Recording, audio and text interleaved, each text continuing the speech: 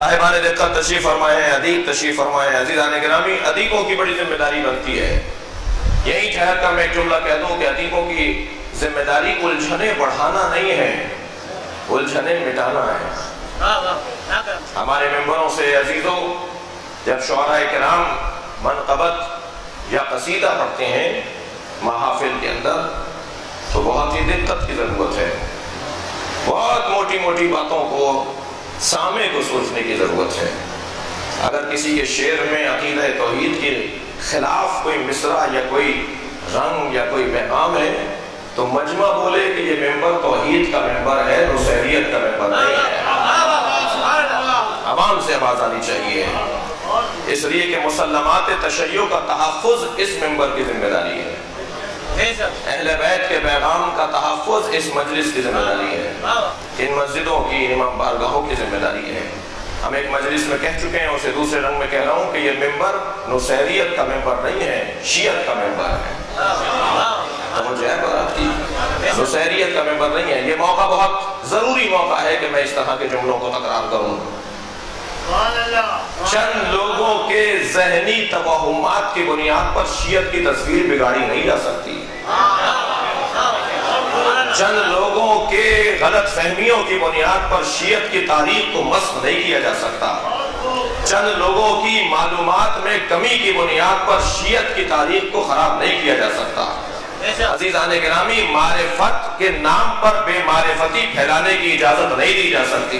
موٹی باتیں اپنے ذہن میں میرے بچے اور جوان رکھیں گے، کہیں بھی اگر اللہ کی وحدانیت کے خلاف، توحید پروردگار کے خلاف کوئی بات اگر ہمارے یہاں سے ہو رہی ہو تو سمجھ لیجئے کہ یا یہ غلط فہمی کا شکار ہے یا کسی نے اسے سمجھا کر بھیجا ہے۔ دو چیزوں نے تشیع کے خلاف اس وقت ایک محاذ کا ماحول بنایا ہوا ہے، محاذ آرائی ہے، باقاعدہ ہمارے خلاف ایک یلغار ہے جو بہانہ فراہم کیا جا رہا ہے۔ دو چیزیں ہیں جو بہانہ فراہم کر رہی ہیں ہمارے خلاف۔ ایک یہی موضوع جو میں آپ کے سامنے عرض کر رہا ہوں، عقیدہ توحید جو ائمہ نے دیا ہے، جو مولا علی نے نہج البلاغہ میں دیا ہے، جو امام حسین نے دعائے عرفہ میں دیا ہے، جو امام سجاد نے صحیفہ سجادیہ میں دیا ہے، جو ائمہ اہل بیت نے جو عقیدہ توحید دیا ہے، اس کا مذاق بنانا، اس کے بارے میں ایسا کوئی لفظ کہنا کہ جو اس کو متاثر کرتا ہو، اور انداز یہ ہوتا ہے کہ مولا کی ولایت کے ساتھ عقیدہ توحید پہ تبصرہ ہوتا ہے تاکہ لوگ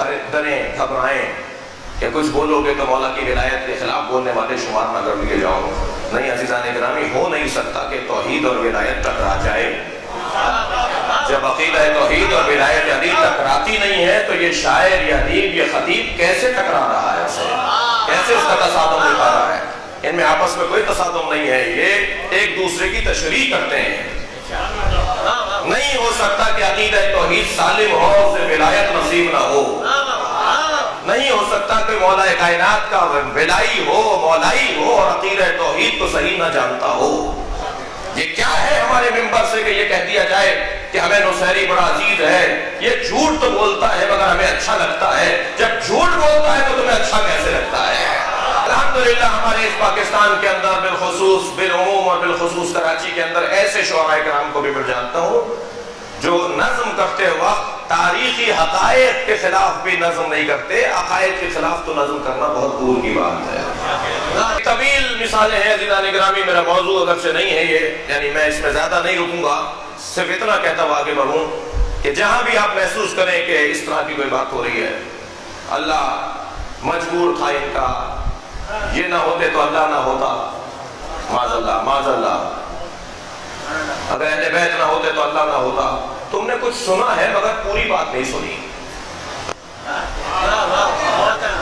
تم نے کچھ سنا ہے مگر پوری بات نہیں سنی۔ اگر یہ نہ ہوتے تو اللہ نہ ہوتا، تم نے کچھ سنا ہے مگر آدھی بات سنی ہے۔ اگر یہ نہ ہوتے تو اللہ کی عبادت نہ ہوتی۔ ایک علیحدہ بات ہے اور یہ مسلم بات ہے کہ اگر اہل بیت نہ ہوتے تو اللہ کی عبادت نہ ہوتی۔